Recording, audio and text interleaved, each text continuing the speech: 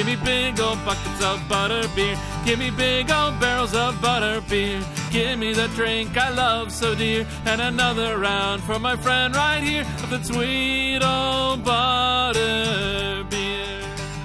Welcome to the Three Broomsticks. We invite you to pull up a chair, grab a butterbeer, and settle in for a hearty discussion about Harry Potter. I'm Irvin Capeman. I'm Sophia Jenkins. I'm Aurelia Lieb. I'm Sam Williams. I'm Sierra Obermark. I'm Ev McLaughlin. And I am the editor of the podcast, Patrick Musilek.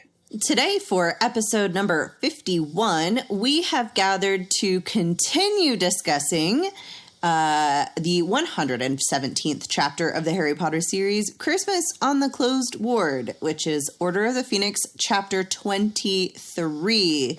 If you've listened to episode number 50, you will know that this is a continuation of that discussion. So you will also know that Patrick read chapter 22, so please do actually read chapter 23. Yes, chapter 23. We encourage you to read the chapter before listening. However, we are not your mom. So do what you want. I'm so tickled every time. Christmas. You can absolutely read chapter 22 and feel just as lost as Patrick did when we recorded. If you want Patrick's experience. Yes. I love that he just took the time at the beginning of that episode to read chapter 23 while we were all talking. He just sat there reading it and then joined us. Yeah. So, before we dive in, huge thank you to Sam Omen over on our Patreon who bought this round of drinks at the pub. Woo! Thank you. Sam. It's a big round of drinks. Yeah, it's a very big round this time because we're all here. So, if you'd like to buy us a round at the pub, you can head over to patreon.com/3broomsticks with numeral 3 to sign up. And we're offering bonus content, chats with the hosts, and on-episode shoutouts to our patrons. We'd really appreciate your help in keeping the lights on at the Three Broomsticks so we can talk about Harry Potter for a long time to come. Thank you so much, Sam. Let us offer a toast to the comments on episode 48, which was Goblet of Fire, chapter 5. And this is my favorite title ever that we've come up with.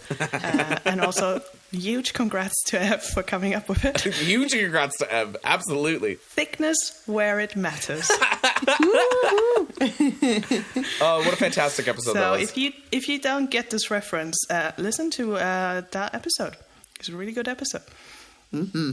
So we raise our glass to commenter Absent-Minded Raven, who said, telling the Dursleys to just take a breath before reacting?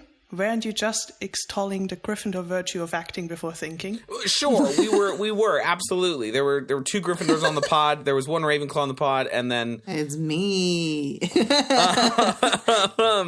Yes, of course we were extolling Gryffindor virtues of everything because Gryffindors are amazing and fantastic and the best things ever. But the Dursleys, as said by a Gryffindor. Listen, I agree.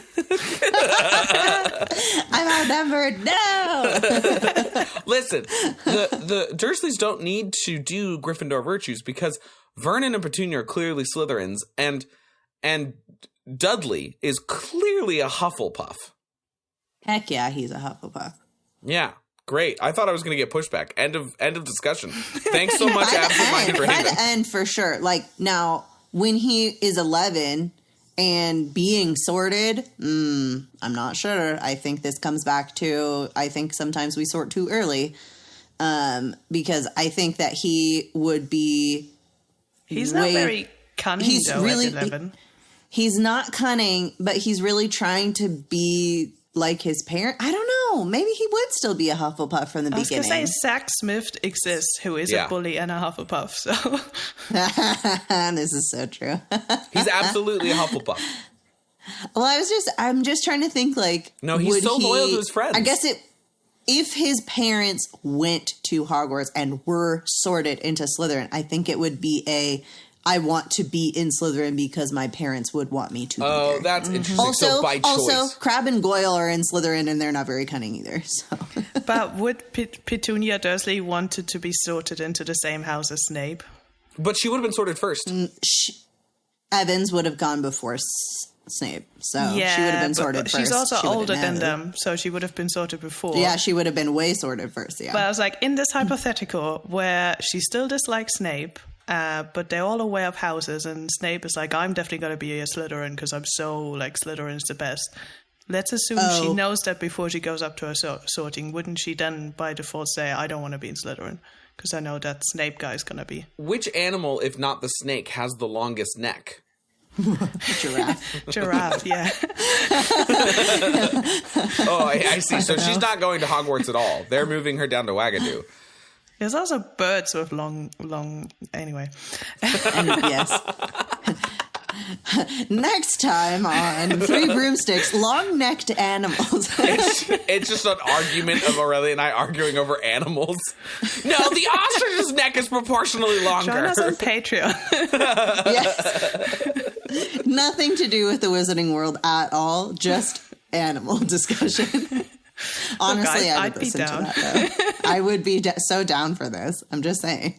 Comment if you want an animal discussion for Patreon content. And also, if you are from or live around any of the other magical schools and would like to discuss how those magical schools work and if they had animal crests for houses, not that all the schools do, but if you wanted to come on and talk to us about what you think, you know, the Japan school or the Ugandan school or Durmstrang or whatever the other schools are, if you want to come on and talk about that, please give us a comment and we'll get you on a Patreon episode. Yes. I'm more and more in the mindset of, aside from Durmstrang and Bobato, I'm making up my own schools because whatever Rowling came up with is garbage. I was just like, yeah, wizarding school in Portuguese. That's the name of the wizarding school, sure. It's just all colonialism. Great. Listen, I will say Natty from Hogwarts Legacy as the Wagadoo character coming from that school was actually really cool and a fun experience. Yes. Yes. But that was Rowling's idea plus really great writers on a video game. Very true. Thank you, Adrian. For more of that, listen to the episode. Hogwarts Legacy! In terms of extolling the Gryffindor virtue of acting before thinking, listen, Harry thinks a lot before he acts. It's not true that applies to all Gryffindors. We know McGonagall, we know Dumbledore, we know Hermione Granger, so... That's a very not all men line of thinking. Yes. And also, Hermione does too much of the thinking and not enough. That's so true. But I'm just saying, it's like, arguably, we don't know enough Gryffindors who just jump into action. Yes. I mean, Ron, clearly, because he eats without thinking every single minute. But Sirius, for sure. Sirius thinks his thoughts are, I would like to be a dog. And then he becomes a dog. His thoughts are, I want to do that thing. And then he does that thing. And Harry's thoughts before he acts are often, make sure to breathe. Good. Excellent. Can I die doing this? Probably. All right, doing it anyway. He's probably more like, can I die doing this? Yes, then it's the right thing to do, because that's always proven to be the right thing to do. I would also say Ginny, to me, is just like Hermione in terms of being exactly a Ravenclaw while also being a Gryffindor. It's just that her smarts are all like social cues and how to be a functioning human being. Nah, she's a Slytherin. She's not. She would be a Slytherin masquerading as a Gryffindor, not a Ravenclaw. Oh, I see. So when she's telling Harry about the hippogriff tattoo, it's actually her trying to weasel her way into getting him to get a Gryffindor tattoo on his chest. Yes. Oh, okay. So she's just really cunning. She's very cunning. I was going to say, for more of this, join us next year for our Hermione episode. Yeah. That'll be excellent. Excellent. Cool. Well, thank you, Absent-Minded Raven, for launching a Gryffindor's rule conversation. Shut up, Sierra. Be quiet, be quiet, be quiet, be quiet, be quiet. Or do they drool? They drool. I feel like we've talked more about animals with long necks than we did about Gryffindors, for sure. Lions! Woo! Fly high, Gryffindor. You know, that chant only works for the Ravenclaws. It's so disappointing. It's fine. Christmas! But this is a special celebration episode, too. You know, I mean, we're all here. It's a special episode, episode 50. We're celebrating everything. So we don't need to worry about moving along too fast. We want to do it justice. All the time in the Merry world. Christmas. Merry Christmas. Ring the Hogwarts bell. And that's what Christmas is all about, that we can just hang out and chill with our friends. You know who does not want you to hang out and chill, though, is Umbridge. And Hermione has kind of this throwaway line about how Umbridge is really upset that they all disappeared under her nose. And I have so many questions. First of all, it's Christmas. Most of the kids are gone anyway. But they disappeared earlier. They disappeared like a couple days before the end of term. Yes. Everybody's going to be leaving anyway. But they left without There's no authorization. classes to go to. There's no classes. So it's not like she's like actively interacting with any of them anyway. Also, I know that she's not a fan of Dumbledore, but Dumbledore does explain the situation and it's valid. So I'm like, is she just mad that she wasn't consulted? Yes. Or is she mad because she couldn't be like, oh, your dad's dying. That's too bad. You have to stay here. I think both. Rules are rules, Mr. Weasley. So as a parent of a child who is in boarding school, just because there's no classes on a particular day doesn't mean that you are not in school. So you're in school until the end of term. So until the end of term, when you leave, you're kind of, under care of whoever is there in school. So okay, but if you are in the hospital dying... Yeah. Yeah, so, I mean, I'm not with Umbridge here. And an administrator says, no, sorry, your child can't leave to go visit you. Well, no, it's not that the child can't leave, but the child has to ask permission. They got permission from Dumbledore. From the headmaster. So I don't think Umbridge has a leg to stand on here because it's not up to her, it's up to Dumbledore. So if Dumbledore says, okay, you can leave early because your dad's in hospital, like she can just stuff it and, Yeah, I don't think it has anything to do with the fact that they left early per se. I think there are a couple things. I think what they bring up is that they don't want Umbridge to know that Harry had this vision. So it's suspicious, the fact that they knew so quickly before anyone else did. So I think that's kind of what Dumbledore manages to cover up, is that Umbridge is going to hear about this happening later and is probably then going to be looking for them and be like, wait, they already disappeared? Like, how did that even happen? And get suspicious. And that there's that sort of element of this all happened without me knowing, and I was supposed to report back to the ministry, and this is all suspicious. And also, I think she wants to be the one controlling all ways in and out of Hogwarts and knowing what's happening on all of those methods of going in and out of Hogwarts. So the fact that they managed to leave without her knowing and without the ministry knowing, I think is making her realize, oh, she doesn't have complete control over what's going on here. And that is what's freaking her out. Mm-hmm. Yeah, I agree. And it is a very close call, too, because Dumbledore sends Fawkes out to give them a heads up. Yeah. So he's like, oh, Umbridge is aware you're out of your beds and something's going on. Yeah, and then sends McGonagall to run interference. Yeah, and I'm glad we're talking about this at least a little bit, because this was one of my sort of points I wanted to bring up when I thought we were discussing the previous chapter, because I thought Dumbledore's priorities were interesting in terms of what he chose to do in what order. Because one of the first thing he does is he sends Fawkes out, like you said, to just kind of see when she's coming, and then he sends McGonagall out to fend her off once they realize that Umbridge is on her way. And so it's interesting to kind of figure out Dumbledore's priorities in terms of, he did that before he even, I think if I remember correctly, he sent Fawkes first before he even talked to the portraits and told him to go check on Sirius and then at St. Mungo's, right? Or the ministry and St. Mungo's. I think you're right. I find it exceptionally creepy that she knows they're out of bed. Yeah. Yeah. That's horrifying to me. Time for Christmas. So Harry and Ron start Christmas off, as they always do, with unwrapping presents.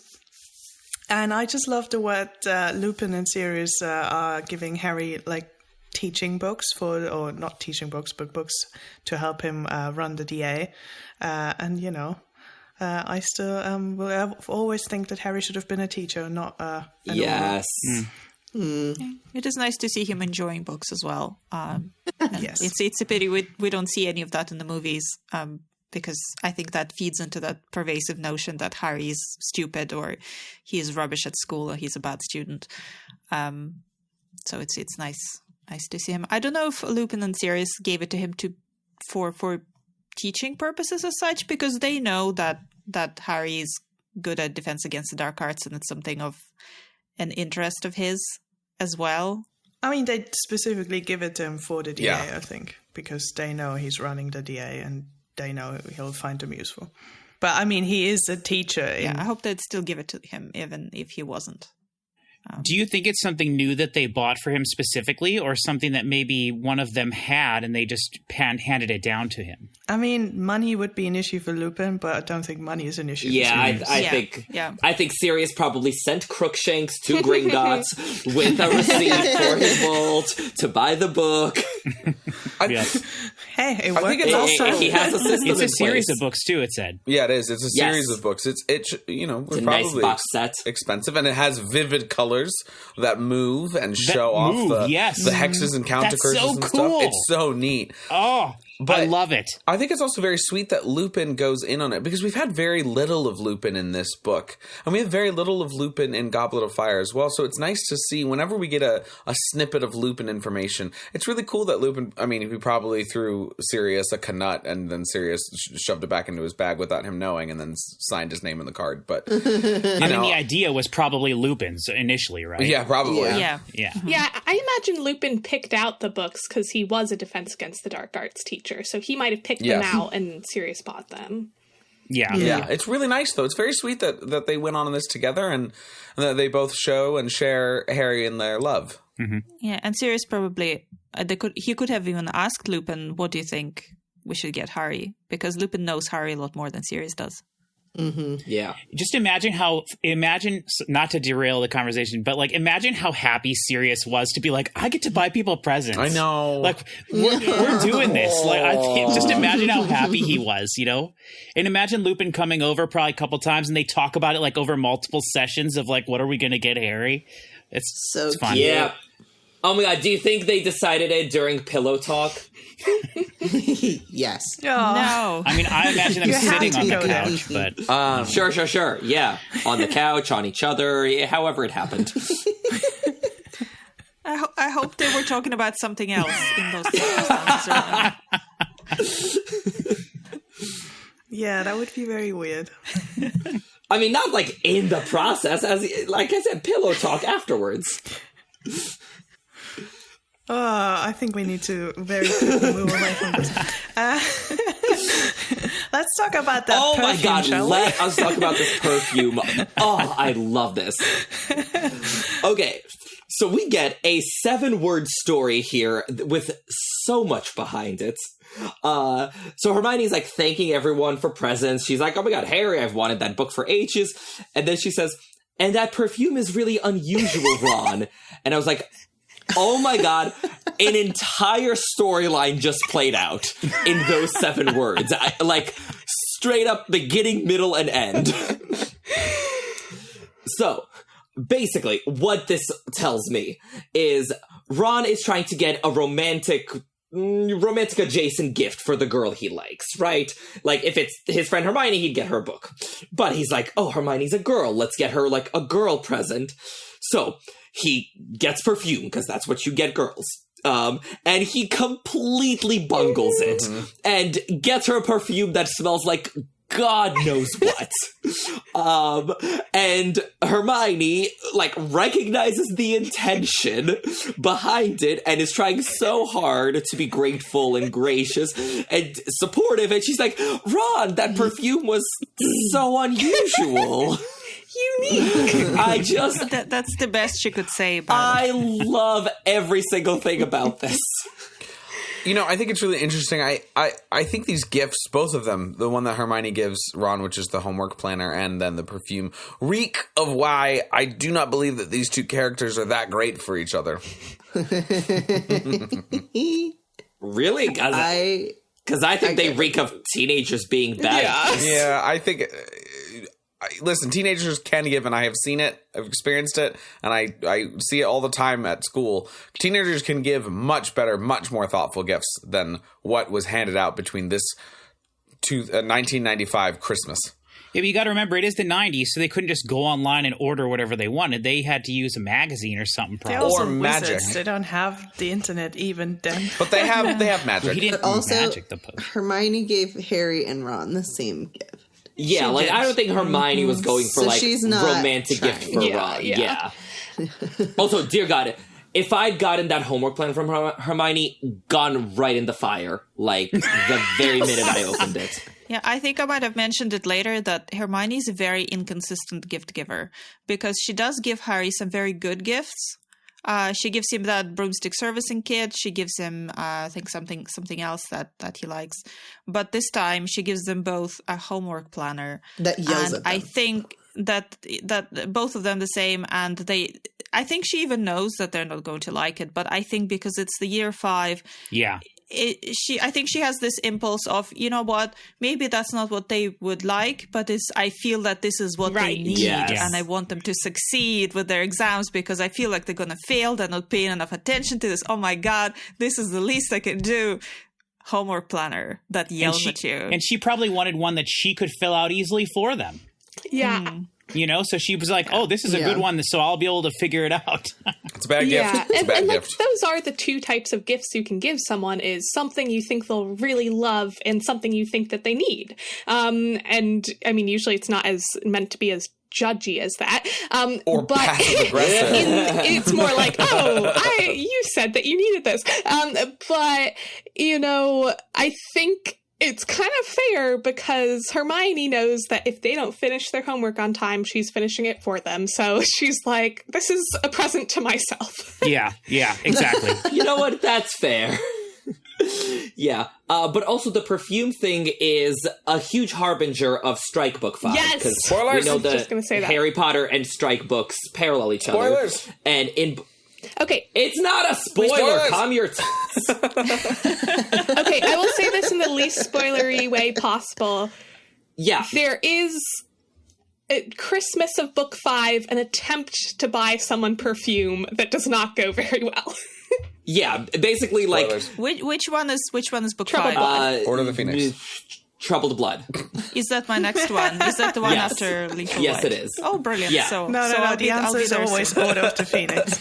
It's Cormorant Strike and the Order of the Phoenix. It's always the same. 10 out of 10 would read. But yeah, basically, like, buying perfume is, like, a huge part of the storyline in that. And do we think that the perfume Ron bought for Hermione was called Shaggable You? Because I really hope so. But it's such a high risk item to buy somebody because I think it's less what it is and more what it represents, because I think it's meant to be a more It represents that you smell bad. no, because it's not deodorant. It's not a deodorant. It's a perfume. So it's more like it's more of a gift with more of a romantic intention. So like a friend wouldn't really get you perfume normally, but you know, somebody who likes you maybe will get you a perfume. But it's such an individual thing, like a nice smell, that unless you know the person likes the specific perfume, it's very difficult to accidentally come across the one that they would like. Because I remember even, you know, my parents were married for many years at that point, and my father buys my mother this Christmas gift, which is a perfume, and she hates it even at that point, you know. So I think he tried. Ron tried. I think it's more what it represented than what it actually was. So hopefully Hermione got that. I think. Yeah, it very much gives me like Schmidt and Cece and New Girl, because at one point he finds a place where he can design his own perfume. And he just puts it together really in the bad. most like illogical manner, and it smells awful. So he says it's base notes of cocoa because of your brownness. Sea salt because it kind of sounds like CC, and sandalwood. Sandalwood always up to no good because that's logical. Yeah. So come to think of it, I think that Hermione's gift is kind of similar in the sense that it's what it represents for her. It's her care for Right. them. Yeah. Yes. But as opposed to what neither of them are on the like. same page because But- Ron's like, I'm never going to do No, homework. they're And Hermione's like, I'm never going to do you. How wrong. Now, How do you wrong think, is it possible? Here's what I've been wondering. So the actual quote in the book is, Hermione says, I've been wanting the new theory of numerology for ages, and that perfume is really unusual, Ron. So do you think it could be interpreted that the unusual part of that is not necessarily commenting on what the perfume smells like, but that the fact that it is perfume? Do you think at this point she is still aloof to the fact that Ron maybe likes her? No.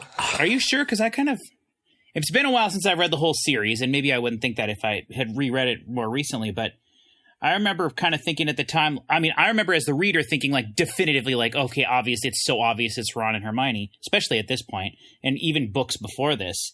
But like, I don't know, maybe the unusual aspect is like, oh, why would he get me perfume? And then she has to sit there and think about it and probably come up with what we've been talking about, that it does mean more, but If I were going to say that to someone, I would not say that perfume is so unusual. I would say, oh, that perfume smells really nice. Like, that was a very different present than usual, or something like that. You wouldn't say that perfume is so unusual. Yeah. I would actually phrase it as, and the perfume is really unusual. Not that. Yeah. Yeah. And, it's interesting because clearly Hermione has had a crush on Ron previously in the series. And we know that Ron has had the crush on Hermione because of the whole Goblet of Fire blow up. But we don't know, because it's Harry's perspective, we have no idea where Hermione and Vicky are in their relationship at this moment. So it might be that Hermione, thinks and cherishes this, but it doesn't feel like she can say anything because she's still with Victor. Or it could be that she's trying to play it off. Like, there's so many different interpretations that you could go for. True, because we don't... Wasn't the Victor thing pretty clearly over after Goblet?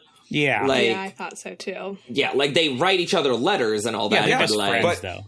But I don't know. She's not about to have a long distance boyfriend. I do not know that there's any textual evidence. I think that's an inference for sure. I could totally be convinced of that inference, but it is possible through the textual evidence to interpret that she is still maybe has feelings for or with Victor Crumb. She might still have feelings for him, but I don't think you can argue that like there's anything going on there. ¿Por qué? He's in Bulgaria. Yeah, but people do long distance. So? Teenagers do long distance. You have a pen pal and suddenly you're dating even though you've never met that person. Hermione's too sensible. I can't see Hermione at 15 having a cross-continent relationship. I don't know that that's true. In the era without cell phones. I don't think so. I think especially someone who has such low self-esteem as she does would be like better than nothing. Yep. Well, I think you can argue either way. I agree with Irvin, but I think the text more points in that direction. But I don't think there's no definitive proof either way.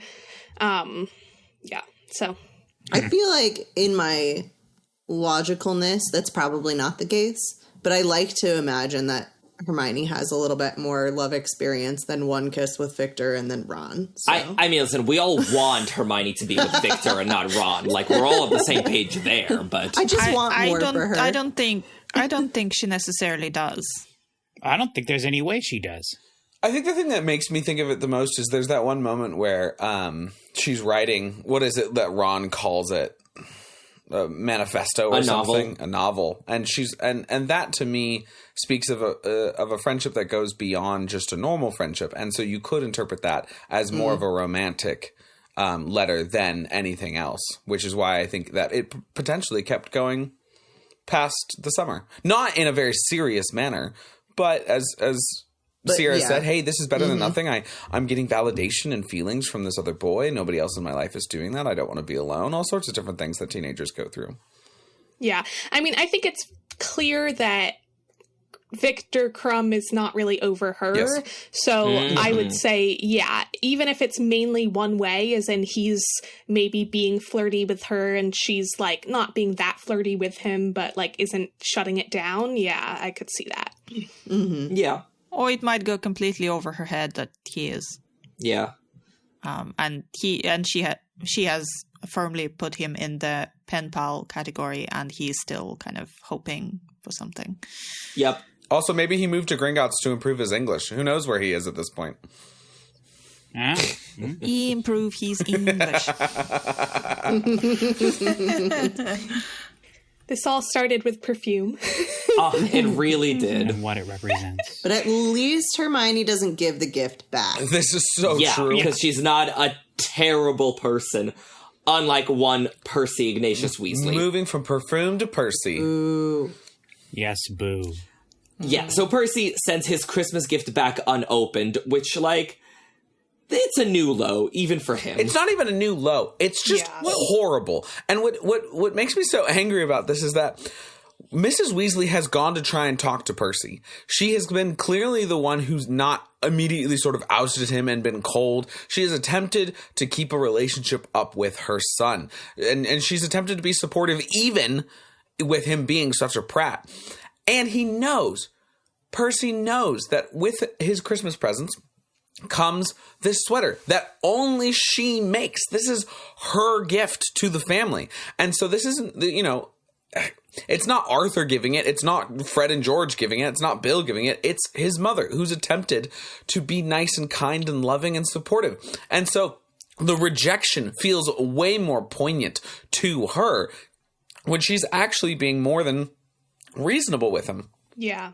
And, like, he didn't have to keep it. He could have thrown it out and she never would have known. But to send it back, like, that's particularly cruel. Vitriolic. And so fast, too. He was probably sitting there waiting for it. I'm guessing he planned to do this in advance. Yeah. Like, have the owl ready to go, get the package, open it, put it right back in another package or whatever, and send it back. Okay. To try to paint him in a better light, I'm gonna try. I will try. Could he have set up like autophone, or like could he tell the owls that come in? I was like, if it's an owl from my family, send it. What are back. you, his lawyer? Yes.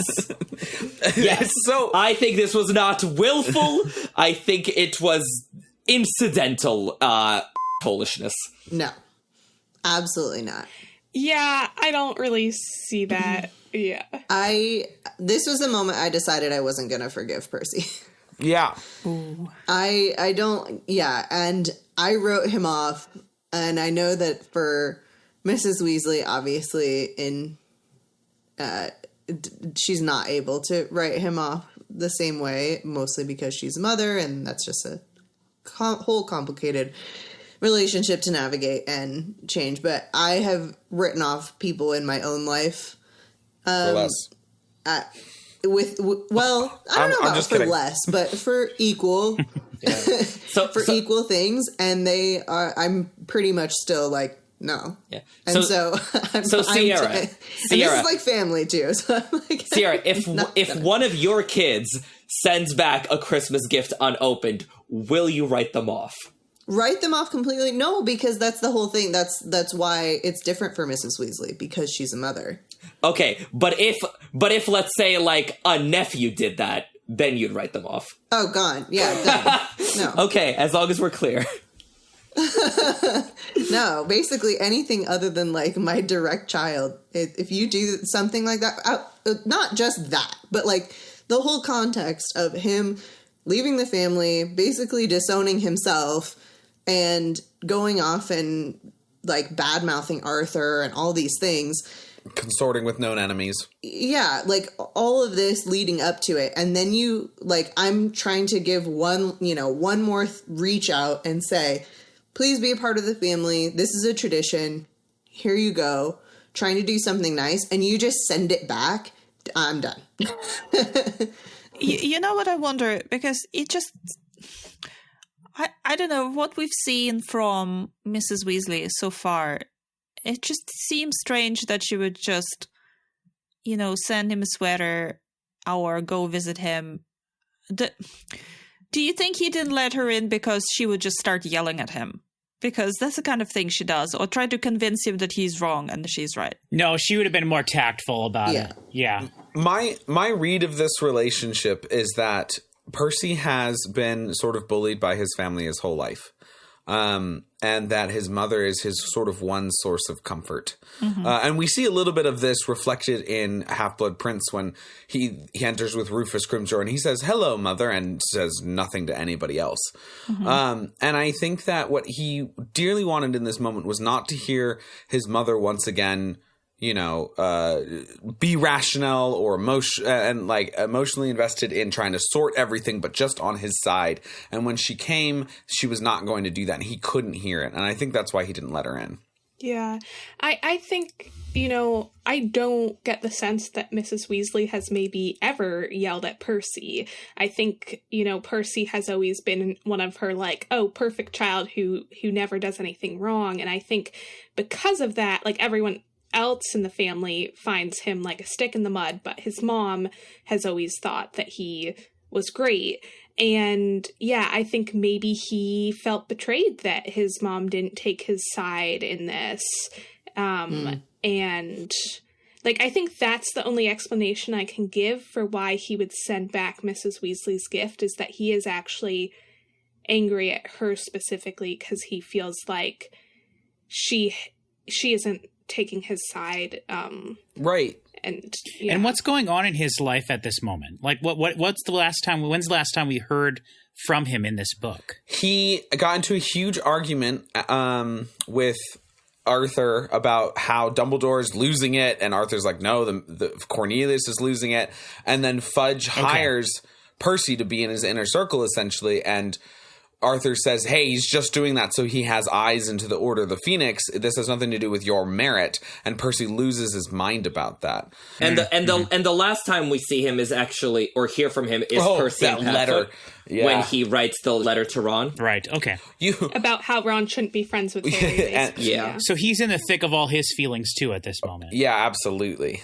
But to your point, Sophia, I think what's really interesting here, too, is Molly has, it seems like, with Percy, always sort of encouraged the things that she wished Arthur would do. So she sort of idolizes and encourages his ambition and his business acumen and all of this sort of stuff. And so he's looking at this being like, I got hired by the Minister of Magic, Mom. I'm doing exactly what you've been telling me and encouraging me to do for years and years and years. And you took their side?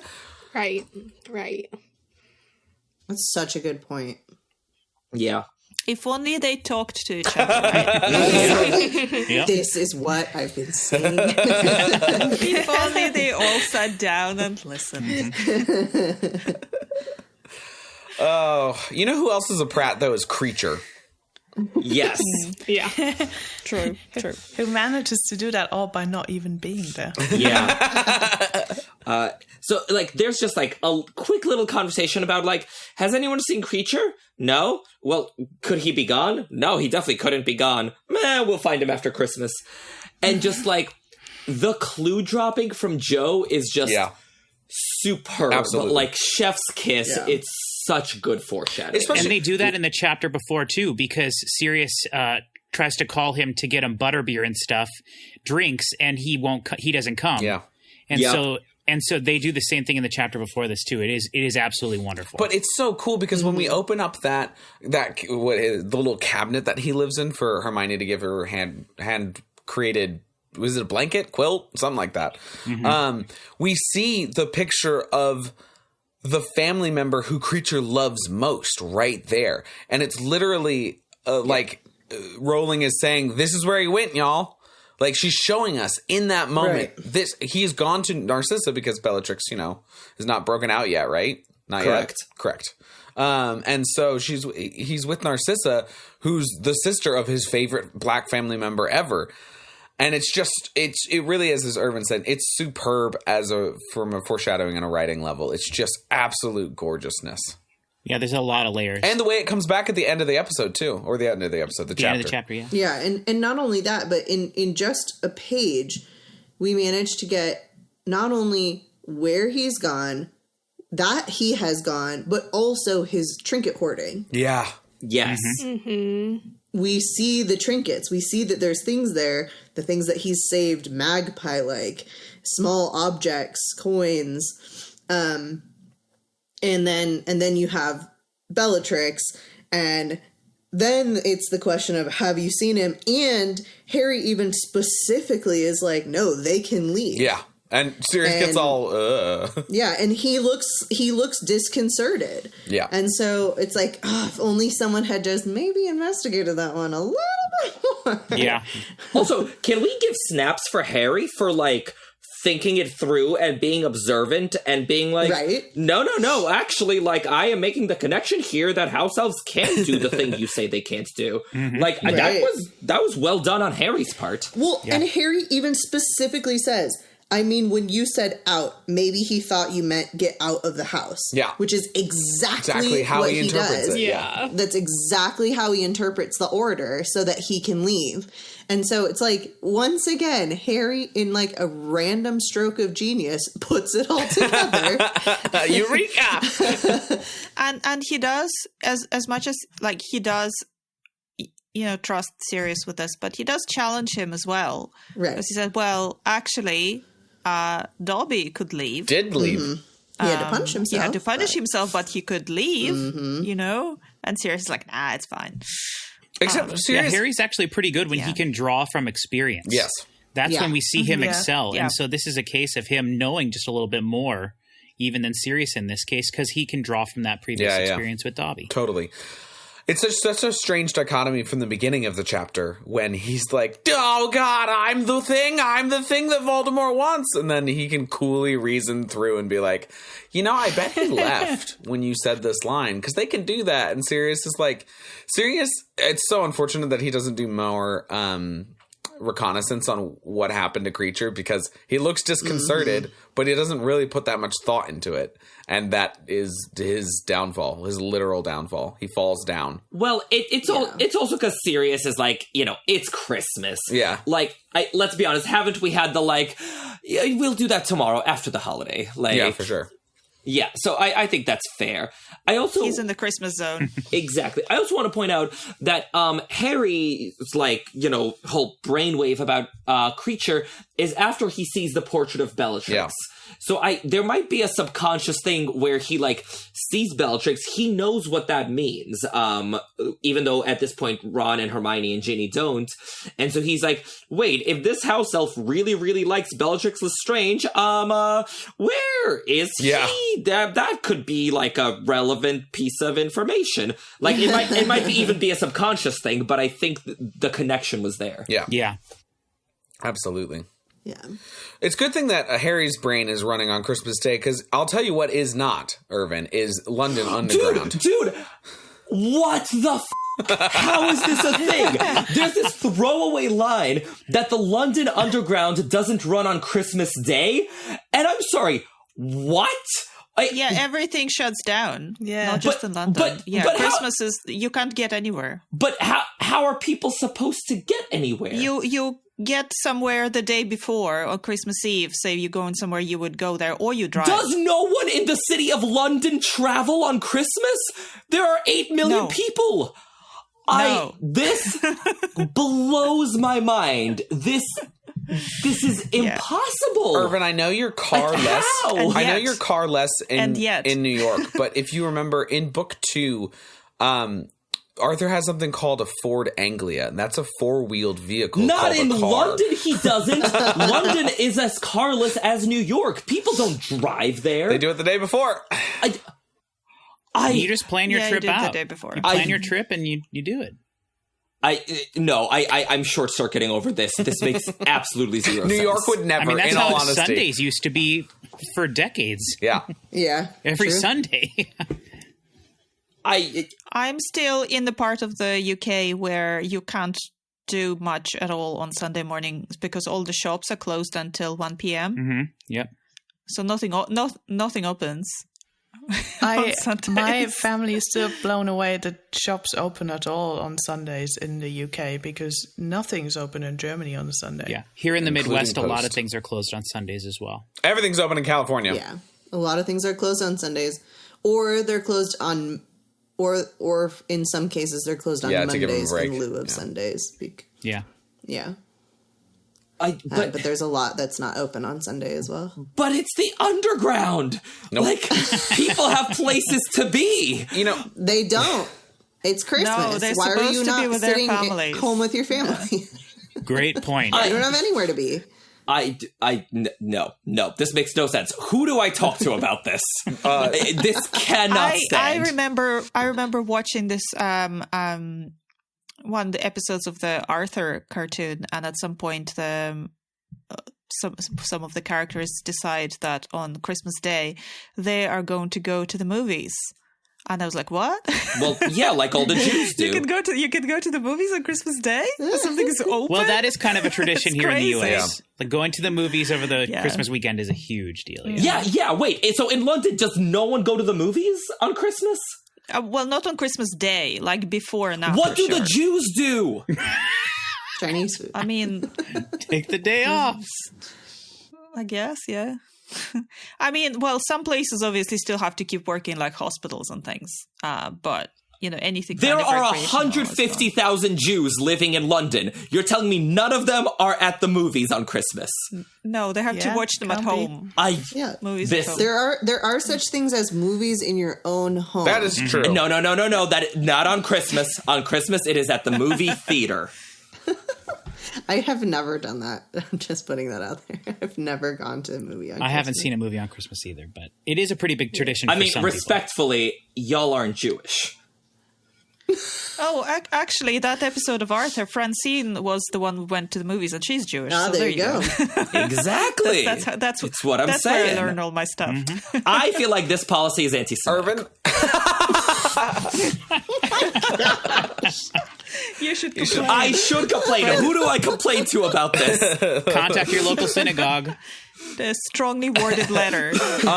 Irvin, what I would now like for us to do on a fundraiser, we'll do a Kickstarter for it, is to fund you to fly to London on Christmas Eve. And then for you just to film yourself the whole 24 hours walking around London, having an absolute conniption about the state of the city. Trying to find something that's open. I'm sure there is something illicitly open that's not supposed to Okay, this is our new Patreon reach tier. It's $2,500. COVID 2.0. Oh, man. Oh no, it wouldn't be that. I could get a round trip flight for like $600. Great. Yeah.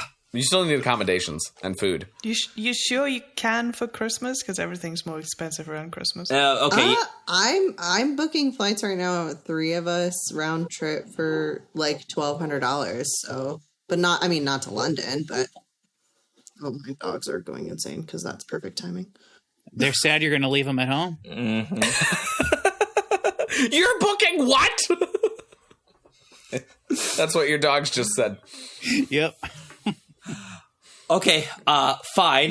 You can leave me with my distress and move on. I'm just gonna sit here and stew for a minute. You're Urban's not the only one in distress though, because Mrs. Weasley is having a panic attack and rightfully so. I might She add. can either travel with Mundungus or she can travel without magic, which means that she has now learned in the last 3 years that Muggle cars do not, in fact, fit 10 people inside, and that the Ford Anglia was magically enlarged. She can be taught. Yes. So she knows this now, that is traveling with magic, despite her previous thought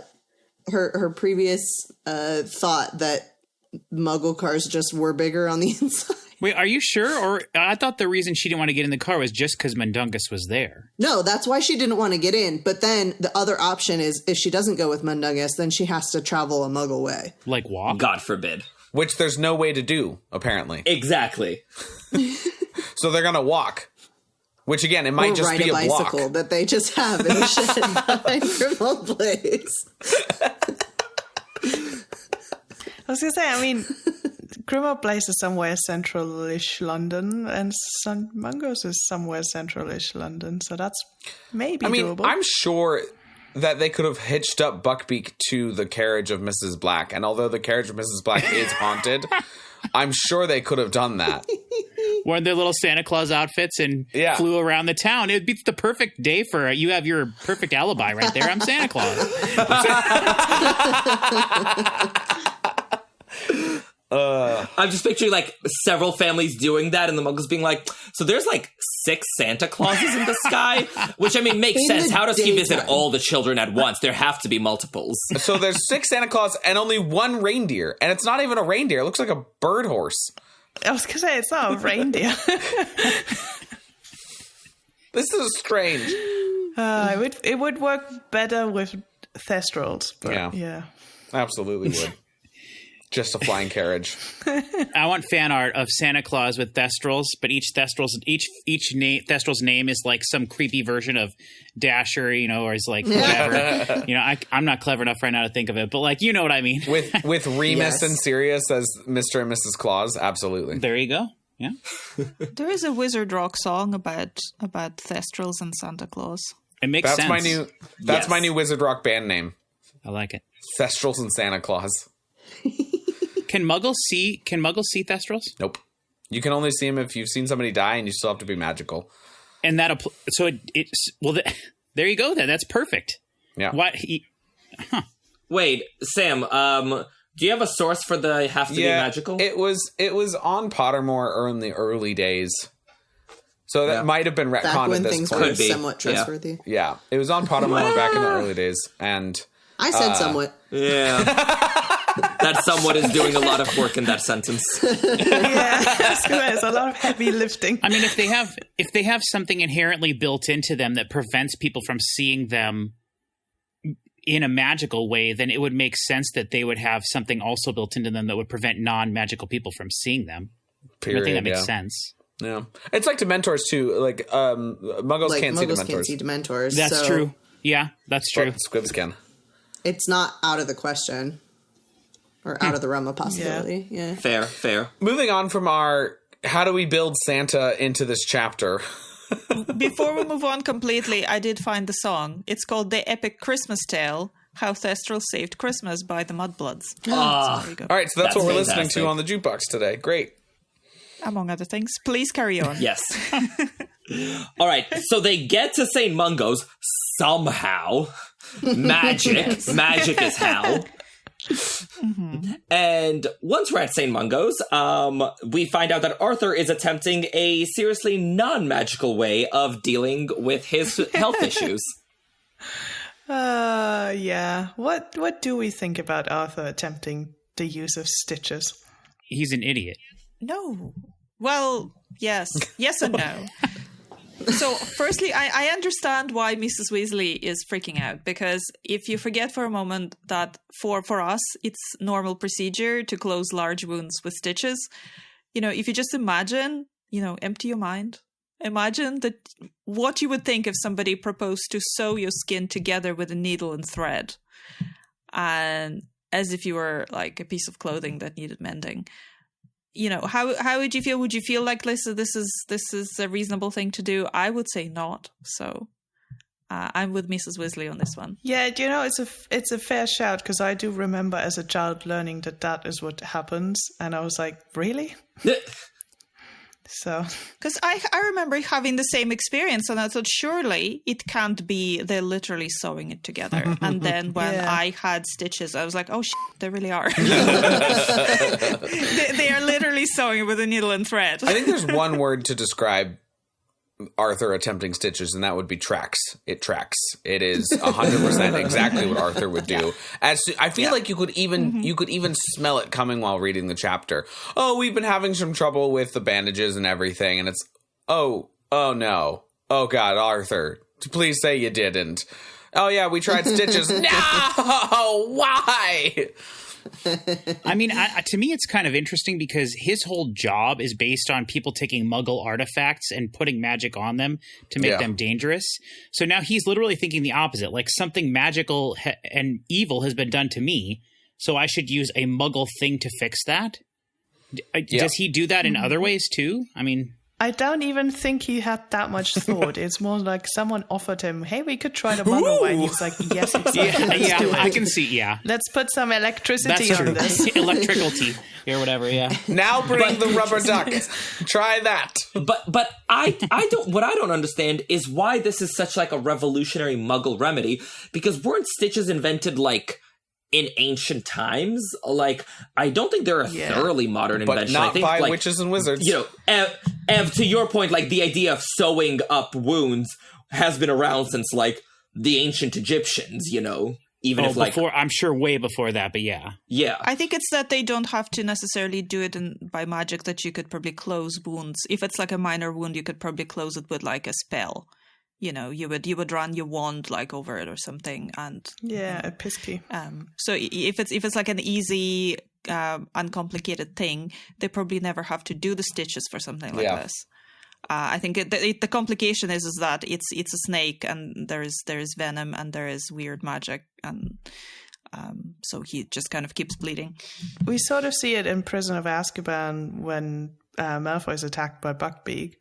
And, you know, he obviously pretends like his arm is really terrible for a long time, when the reality is that, you know, we can almost, you know, be certain that Madame Pomfrey fixed it in like a matter of minutes. Yeah. And that was a similar wound, I think. I'm also not convinced that stitches are that foreign of a concept to the wizarding world. It's just a foreign concept to Molly. I mean, it could be. Okay, that's fair. I think, yeah, because I think the general idea of like blending magical and muggle healing would be potentially like a good thing, especially if there's no precedent for that type of injury or malady or whatever the case may be, and maybe it's like a completely muggle thing that wizards aren't used to dealing with. I feel like there would be times when you would potentially benefit from using a muggle remedy, but I definitely, like, poor Mrs. Weasley, this must be absolutely horrifying. But also, it's kind of funny, too, because she just gave everybody sweaters she knitted, you know? So it's like, you're just knitting the skin together, you know what Maybe I mean? she would feel better if she was the one sewing Arthur up. Yeah, she's like, maybe. I don't trust anyone else to make my sweaters or sew up my husband. I mean, she feels better when she's the only one doing anything to Arthur, so that tracks. It's true. Oh, Again, this episode, honestly, guys. Aurelia's nightmare. What can we say? There's a lot of adult themes in this chapter. is there though? Is there really? Or are we making them up? And by we mean Irvin. Yes. That was not me. That was Sam. That was 100% your Sam I voice. resent What are you talking the about, Irvin? accusation. That was you, 100% you. I mean, we spent the first 2 hours talking about teenage angst, so... Yep. Anyway, so when Mrs. Weasley gets going, I love the way that the entire family flees for cover, like straight up sprinting out of the room. Not even like a polite, like, excuse me, sidling away. They're just like running. I love it. T, let's go. Yeah. Who was it? I think it was like Ron, who's like, I fancy a cup of tea too. Well, I think Lupin leaves first because he goes over to talk to the werewolf guy. Yeah. And then they're all like, oh, someone's leaving. Let's get out of here. But that's such a better cover than it is. tea. Yeah. We all want tea as of right now, because at least Lupin, like, he kind of sidles over. He doesn't make a big deal about it. And to Irvin's point, Ron is like halfway through a sandwich that he uncovered from his pocket, going, "Look, they want tea." Just Okay, Sam, out of there. They're British. I feel like this completely makes sense. Oh, 100%. And also, I will say, too, the amount of people who just wander around hospitals for seemingly no reason whatsoever, like, totally not out of place to just walk around a hospital, you know? So it's a good excuse. Yeah. And on that wander, Ron runs into a very polite elderly gentleman contained within a portrait who believes without a shadow of a doubt that Ron has contracted a bad case of spattergroit. I love this so much because obviously Ron then later on uses this for his disguise in Deathly Hallows, but in the moment Ron is like so affronted. I mean, in fairness, once we see what spattergroit actually looks like in Deathly Hallows, or like is meant to look like, I'd be affronted too, frankly. Yeah. True. You must stand under the moonlight naked in order to get rid of these unsightly blemishes. They're freckles. No, not just naked. Not just naked. I believe it's naked in a barrel of... Eels? Eels. It's a barrel of eels. Oh, Yes. cure for wellness. Oh, God. The very thought just sets Hermione aflame. Okay, I read the most wonderful fanfic back in the day, where basically, like, it's from Hermione's point of view, and it's like, in Hermione's brain, every fact and thought is, like, filed neatly away into its category, like, here's charms, here's homework, here's friendship, and then the image of Ron standing naked in the moonlight has nowhere to be filed away, and so she just, like, fixates on this. She's like, oh, I can't just, like, compartmentalize this. Where does it go? And it's just... Into the barrel of eels. Yes, and so it's completely preoccupying her. I think the most important question for Ev and for Aurelia is how many German metal bands are called Spattergroit? Because there's got to be like 10 of them at least. Oh, I love it. Spattergroit in the barrel of eels. Oh my gosh. There should be at least like one letter with the dots. Oh, absolutely. There's got to be Oh, yeah. umlaut in there somewhere. Yeah. God. Like any letter, really, like on a random T or something. Spattergroit. Speaking of rock stars, our whole... Speaking of rock stars, our whole trio plus Ginny runs into the previously 5-time Witch Weekly Award for Best Smile celebrity, Mr. Gilderoy Lockhart. Yes. And we just got to give a shout out here. Listen to our episode last year about Gilderoy Lockhart with Eric Skull as the guest. Fabulous. It's one of my favorites So good. we've ever done. Indeed. Yeah. But it's good to see Gilderoy again. I think it's kind of And sad. and that he the whole stays thing. eventually like essentially himself as well. Yeah, Which is Yeah. it's an interesting argument of like nature versus nurture. I feel like with Lockhart, he is who he is purely through nature. I feel like we see that. Yeah. Because I do remember that in that episode with Eric, you guys were discussing about how much of it was a conning plan with Lockhart and how much, the scheme to make money and all of that and become famous. But this memory charm backfired, and the only thing that seems to be his baseline character is like signing autographs. Yup. He always knew he was going to be famous. It didn't matter why. Yeah. I think the interesting thing is when they're talking to that nurse or the attendant lady, she says she kind of makes it seem like that's a new development for him. Yeah. And they're thinking that maybe something's coming back. So his memory might be coming back because he wants to sign autographs again. So I don't know. What was he like even before that with no connection, And no joined up writing. Joined up writing, right? Exactly. I've learned to do joint up writing. he's so proud of it. Oy. It's interesting. His predicament as compared to Alice and Frank Longbottoms, where it's like Alice and Frank Longbottoms totally undeserved, horrible situation. As Ev was saying, he's like Gilderoy's in way better shape than them, but at the same time, there's this like, does Gilderoy deserve to be in the state that he's in? And I think a lot of people look at it and go, yeah, I mean, he deserves that action. He was going to curse Harry and instead he got it. That's poetic justice. And I'm sitting here being like, yeah, but that's not real justice because he committed these crimes to a lot of different people. And I would have loved to see him face on trial and, go to Azkaban or go to some sort of wizarding prison that's actually ethical because Dementors are terrible. And suffer and be punished for his crimes with his full cognizant of what's going on, rather than this sort of mental state, which I don't wish on anybody. That's probably more for like a Law and Order episode, but like would it not be kind of like a civil crime rather than a crime because he's just kind of taken the the information that belongs to other people and used it as his own. Well, and then he also experience and wrote it modifies their down, memory. as opposed to. I feel like that's the line. Yeah. Okay. Yeah. The memory The modification. memory modification is what is it, the actual yeah. crime for me. Is he just blasts them of being able to Okay. Yeah. remember. Plus, it doesn't seem to matter in the wizarding world if it's a crime or a hint of a crime or of a civil crime, because Hagrid goes to Azkaban on the chance that maybe he kind of opened the chamber again. But that could be a second offense. Maybe, but they have no proof. They just are like, all right, to Azkaban. We'll wait and see if it But reopens. I'm just saying, second strike as opposed to first strike. I think one of the interesting things you said there, Sam, and I don't know if I necessarily agree with this, so I don't know how you guys feel about this, but you said that, I don't know if you said it was obvious or what, but you said that Lockhart is doing better than Frank and Alice Longbottom.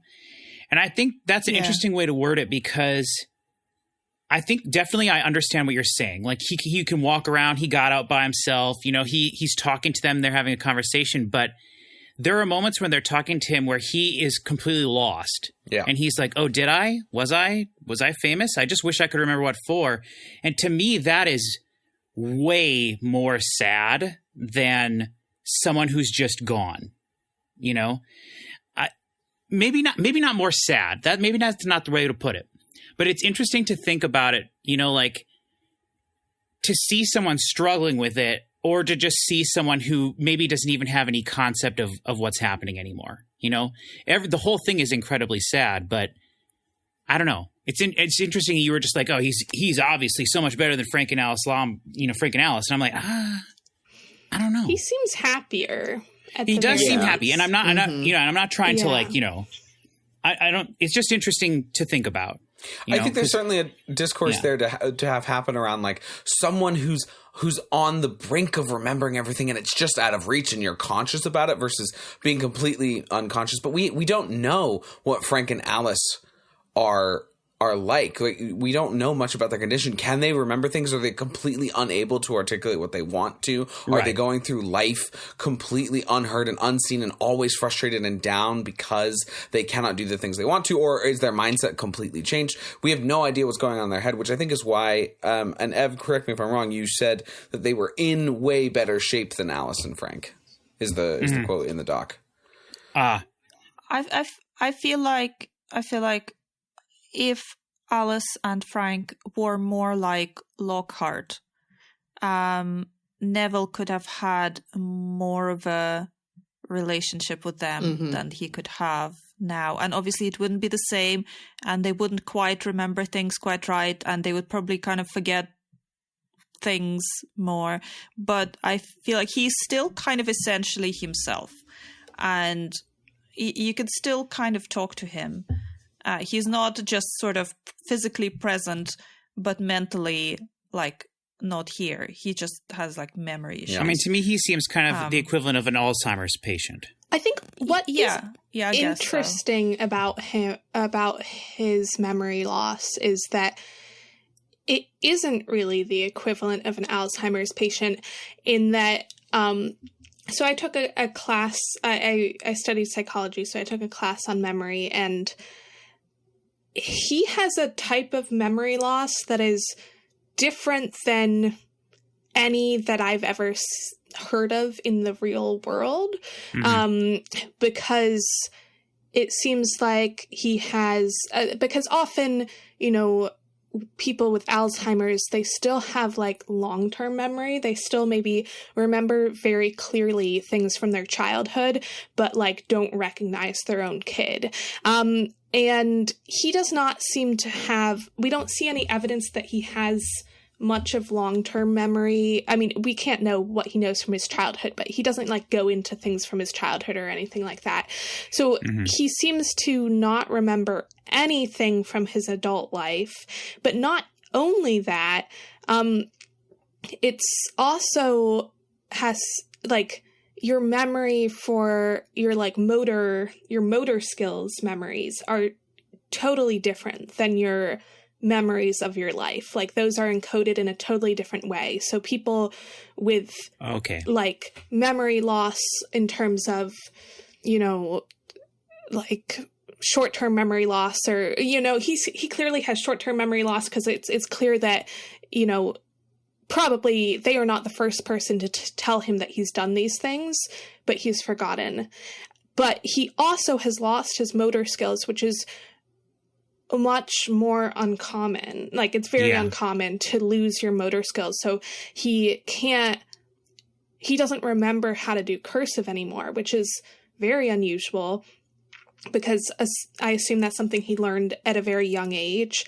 But it's not like he has lost his ability to learn motor skills because he's relearning cursive. So it's actually it's actually, if you think about literally like how the brain works and stuff like that, it's actually a really interesting version of memory loss that doesn't exist, as far as I know, in the real world, but seems to exist in the magical one.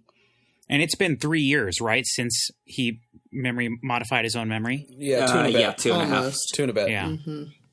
I also think it's so sad that even with all the reminders that he's getting, because he says that he's getting fan mail, like, consistently, and Gladys Gudgeon writes weekly, and he wishes he knew why, and I think it's sad that all of that's happening. He still can't remember, and nobody comes and visits him. You would think that with all the, like, crazed witches who fawned over him for so long, there would be at least one who's like, I can fix him and take care of him forever, and, like, try to marry him or something like that. Like, people are wackadoo. So it's almost like one of those things where he was like a blip on the radar, and he was such like an impact on the social scene, and then as soon as he wasn't like right there, everybody just like forgot about him. But they don't, because he's still getting fan mail. So I don't know, there's kind of like a disconnect almost in my thought about it. Like, why is Gladys Gudgeon writing weekly but doesn't want to take the opportunity to go and visit him? Because I don't think it's that weird, because if, you know, he still would be perceived as a celebrity, and I think unless if you're kind of a normal person, you wouldn't think, oh, the celebrity's in the hospital, are going to go take care of him. Yeah, but a normal person isn't writing a celebrity every week. I mean, I think it's more normal than going and like bringing him into your house to take care of him. Yeah. Or at least visiting him where he is. I mean, that's a much farther leap. Yeah. You know, like, we hear so many stories of, like, I mean, okay, especially pre-Twitter and pre-social media and all that, when, like, celebrities were not just there for you to, you know, talk to every minute. Like, there are so many stories of people who, like, had a correspondence with, like, authors or movie stars or whatever, where, like, they wrote them letters regularly and the celebrities wrote back, but, like, that's sort of as far as the relationship went, because time and space matter in magic. And in human relationships also. And in human relationships. So yeah, I don't find it at all strange that, like, especially in the 90s, before internet and social media and all, that, like, Lockhart's fans would keep up a correspondence but wouldn't take it any further. Also, it's sad though. Yeah. You could almost pretend like you can, you know, it's still the same person that you're, you know, a fan of, if you don't have to see them. Yeah. In that new state. Because we don't know how public that was, what happened to Lockhart. I was going to say that too. We don't even necessarily know that people know that he's in St. Mungo's, because we still don't really know how owls work. They seem to just know where to go. So, yeah, it could literally just be something that the fans are not ready to face. To your point though, Sierra, what I find tragic here is the lack of personal connection with everything, that everything has just been built upon celebrity, and that he's never made a more tangible human connection that would bring somebody to come and visit him. Yeah, it's so sad. I mean, but knowing what we know of Lockhart, is that in any way surprising? No, but it can still be sad and not surprising. Two things can be true. Yeah. There can be two things. Shall we talk a little bit about the closed ward and the healers themselves? Yes. Because No. I think... okay, we run. I think... I mean, in our healthcare system, at least, I can obviously speak more to it in Germany and the UK than I can for America.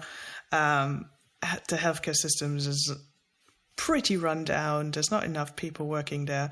So, people being stressed and not having enough time to look after their patients is a very normal thing, unfortunately, in our Muggle world. But it seems like there's one healer assigned to this ward, and she's clearly struggling because not only has one of her patients just wandered out of the closed ward, which seems problematic, but also we can get into this in a little bit. There's literally a death threat sent to one of the patients, and she doesn't even realize it. So, and then I also wondered, this is forever something I wonder about. Whenever something's closed off, it seems to be Alhambra is the one thing that works on everything. So I'm just like, yeah, that doesn't seem super protective. No, but I was thinking it's not so much for protection because they're not dangerous as such. It's more so that they don't leave. And if a patient doesn't have a wand, it's possible that a Lochamora would be considered sufficient.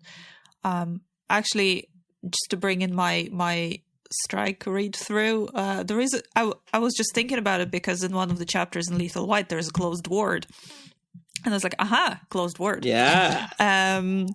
Yes, and the way they describe it, it's nothing particularly fancy. It's just literally like it's locked, and the lock is released when you talk to the person on the other side, and they say, yeah, you are who you say you are. You can come in, and then they close the door.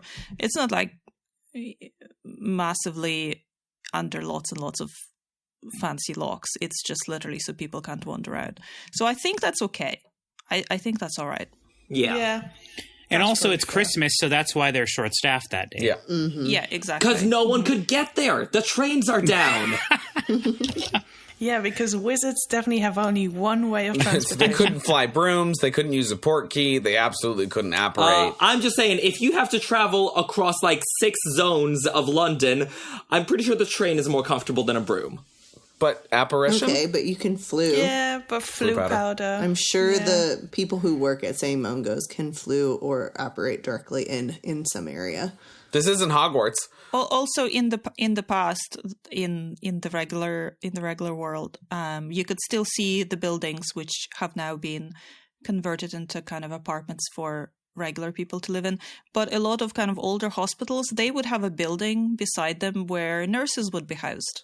Yeah. In the past, so they would literally live right beside the hospital and then work there.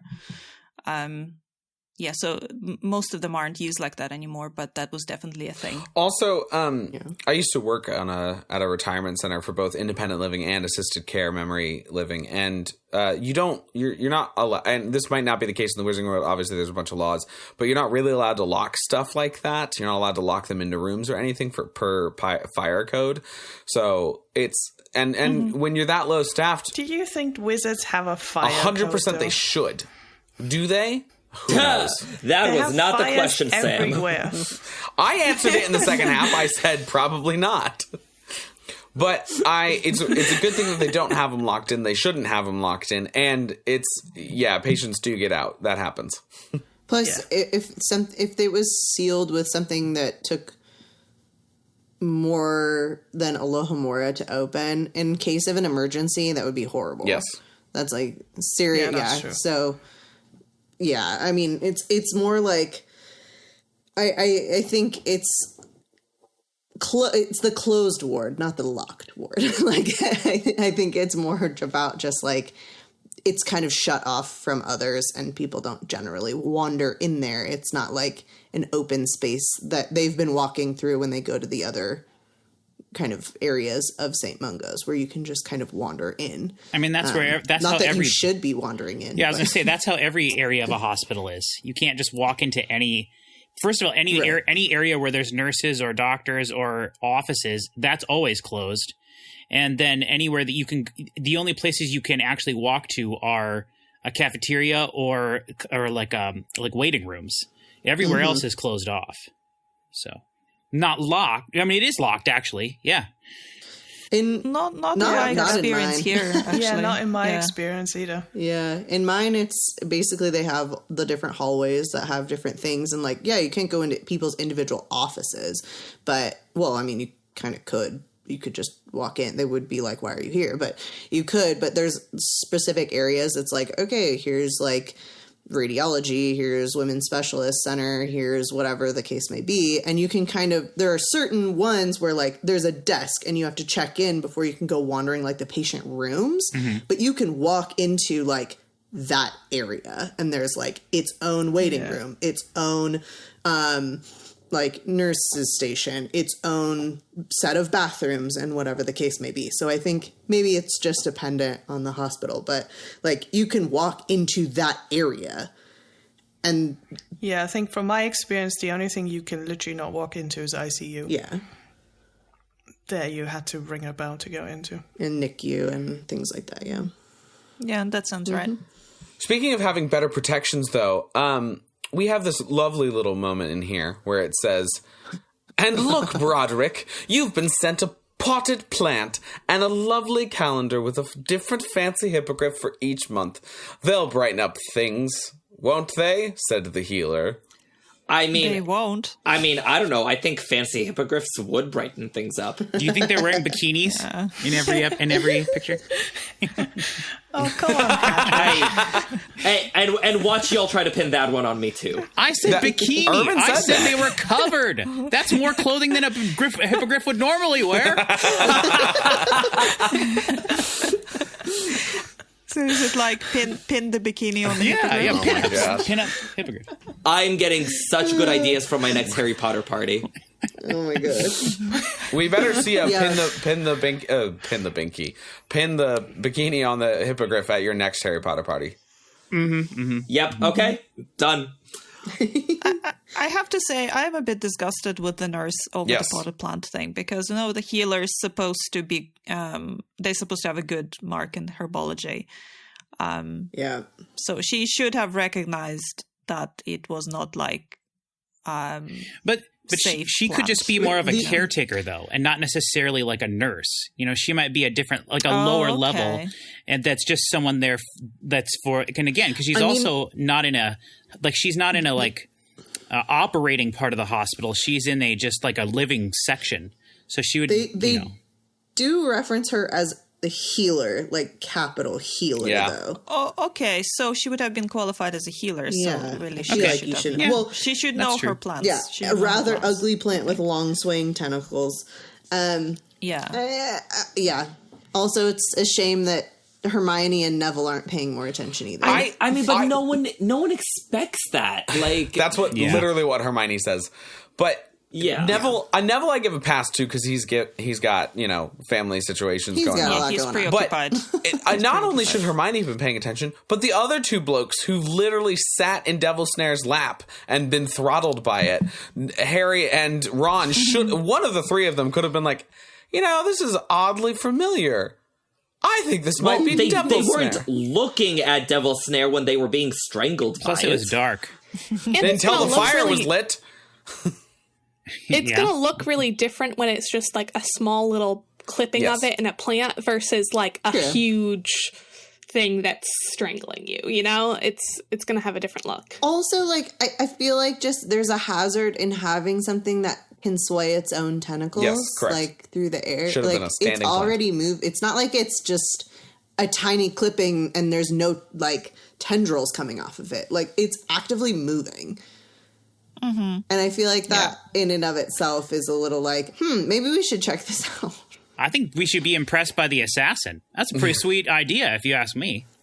I mean, It is feels impressive. better than Malfoy's. I was just mean, it about to worked. say, it feels a little bit worse than here's a cursed necklace, but it works better because Yeah. Yeah. So actually, So it's a little bit better than Here's a Christmas. But do you think there's any chance that like the Confundus charm or something was put, or Yes, I was Imperious literally just curse about to was say put this. on the healer? Yeah. Yes. Oh, yeah, that's a good idea. That's a good I thought. think she was. I think she was purposely confunded around that plant in particular. Interesting. I honestly, I could see it either way. Like, I think it's also like powerful if just like human error happens. Like, I could see it either way, but I think it's interesting, like, in the article about this, they say that, like, she encouraged him to care for the plant on his own and stuff like that. So, you know, see. I think that there's possibility that there was some Nefarious magic. some magic there. Yeah. And especially because in the article too, it says something along the lines of, it beguiles the mind as to how this healer missed such an obvious, cutting of Devil's Snare as compared to regular potted plants. Something along those lines. Yeah. Well, Yeah. it was, I think a flutterby bush was what she was told it was or thought it was or something, which I don't know how similar they look. Only we had a real herbology book. I imagine not similar if it's like tentacles versus flutterbys, which I'm assuming is the butterfly variant. I don't know. In the real world, there's a lot of examples of plants that look identical, and one will kill you and one would sustain your life, you know? That is Yeah. fair. That is true. I imagined that flutterby meant kind of just like, that it had fluttering tendrils, kind of. I don't know. yeah. That's fascinating. Yeah, I always thought of it as like a bush that the leaves looked like they were fluttering like butterflies is how I always pictured it, but who knows? Because, Same. well, also there is a butterfly bush that's like an actual muggle plant, and it doesn't really look like anything to do with butterflies. It's the butterflies like the flowers. So maybe the That's what makes it a flutterbys like butterfly the bush, tentacles. Now that I think of it. Yeah. Yeah. Yeah. So actually, in the original draft of Order of the Phoenix, because we have the outline of it, it was supposed to be McNair who dropped off the potted plant. Like, he was meant to have a bigger role in Order of the Phoenix, so we were actually going to see him, like, at St. Mungo's when we visited, like, dropping off the plant. And... Oh, I would have liked that. Yeah.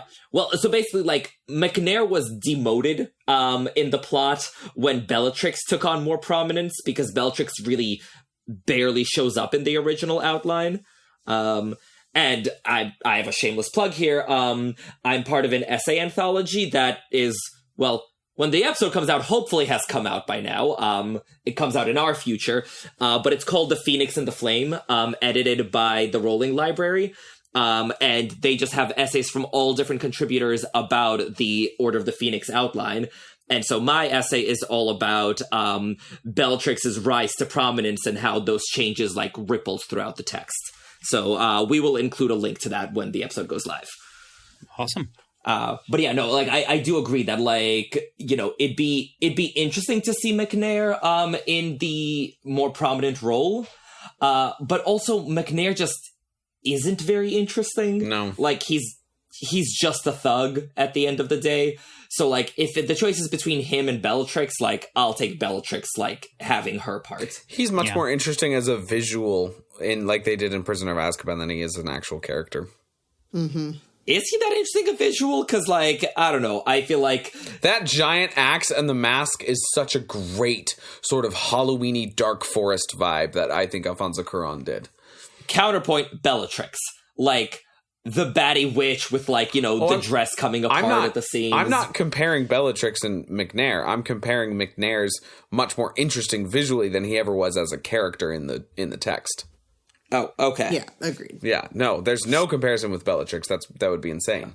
But talk of Bellatrix, let's talk about her victims. And this is where it gets sad again. Because really, I think the whole scene where we meet the Longbottoms is really like a gut-wrenching moment. And you can, like, the way it's written, you can just really feel the awkwardness of the situation. And also the helplessness that everyone feels. Because, you know, there's a quick of, wait, what is going on? And then everyone is just like, okay, what do? We feel like very not prepared to handle this situation. Yeah. The part where, like, Alice gives him the gum wrappers is devastating. And Joe actually had some really good words on this in an interview. So she said, that idea was one of the very few that was inspired by a real event. I was told what to me was a very sad story by someone I know about their elderly mother who had Alzheimer's. And the elderly mother was in a closed ward. So, yeah, there it is. She was very severely demented and no longer recognized her son, but he went faithfully to visit her twice a week, and he used to take her sweets. That was their point of connection. She had a sweet tooth, and she recognized him as the sweet giver. That was very poignant to me. So I embroidered the story. Neville gives his mother what she wants, and, it makes me sad to think of it, she wants to give something back to him, but what she gives back to him is essentially worthless. But he still takes it as worth something because she's trying to give it. So it does mean something in emotional terms. Aw. That's I got chills.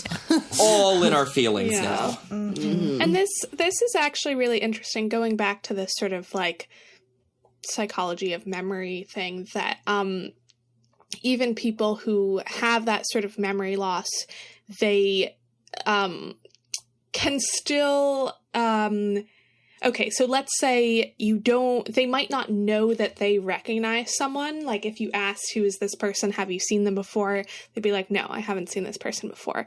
But if they have positive associations with that person, if, for example, that person comes every day or every week or something like that and is nice to them or brings them something, or they just like that person, then often they will, like, as soon as they come into the room, like, start smiling or something like that, or just like seem more alert or seem excited to see them. And then, but they will say like, no, I've never seen this person before. So it's interesting, like, how your memory works, that you can have positive associations with a person without actually knowing why you feel that way. And that's kind of how I might imagine with Neville. His parents might not even know that they recognize him as the same person each time, but they know that that they have this sort of positive association. Yeah. Well, and it'd be tough too, because it happened when he was a baby, right? Mm-hmm. So they never, they've seen this person come to them who's grown up, but he's looking different every time he gets to see them.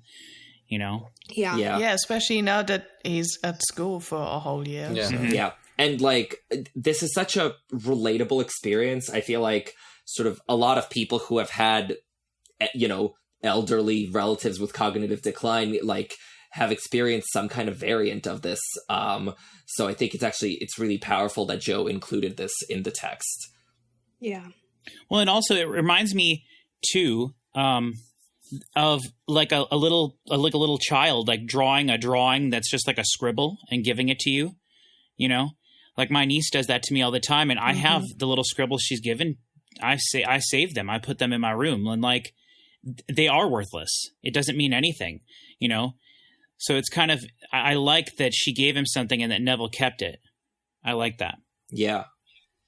And back in the day, there were a lot of theories about these gum wrappers. Like, a lot of fans thought that there were secret messages in the gum wrappers. Yeah, I remember that. Yeah. Though I think the most notable one is that Drubel's best blowing gum is an anagram for gold bribes below St. Mungo's, which, like, Amazing. right? And it everyone's like, what? But Joe actually shut the theories down after some time, like before the final books came out, because it took away from the poignancy of the situation, and she just kind of wanted to, like, let it breathe without having everyone searching for anagrams. Yeah. Yeah, that's the thing. At some point, we were just looking at everything as fans and be like, this means something, right?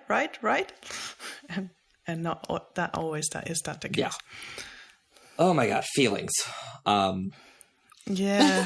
Really, we were so boisterous not a couple minutes ago. Now it's like, oh, Merry boy. Christmas! It's Christmas time!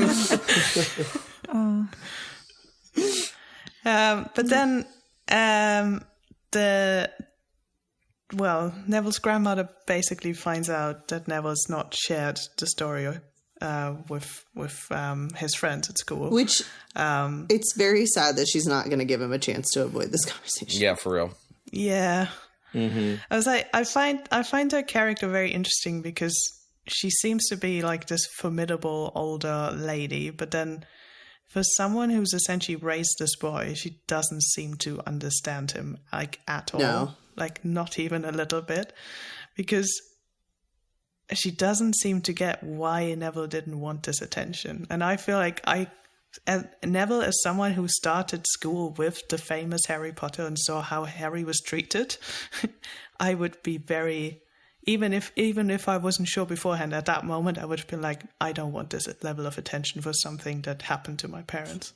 Mm-hmm. Yeah, I'm not personally convinced that he'd be treated the same as Harry, because Harry has survived Voldemort's attack in good health, so he's fine. And though he lost his parents, Neville's parents have lost their sanity and they're in the hospital, and Neville doesn't really have any heroic part in any of this. He was just a baby and he has no part. So I don't think if everybody at Hogwarts knew, it would have given Neville the same kind of notoriety as Harry gets when he gets to Hogwarts.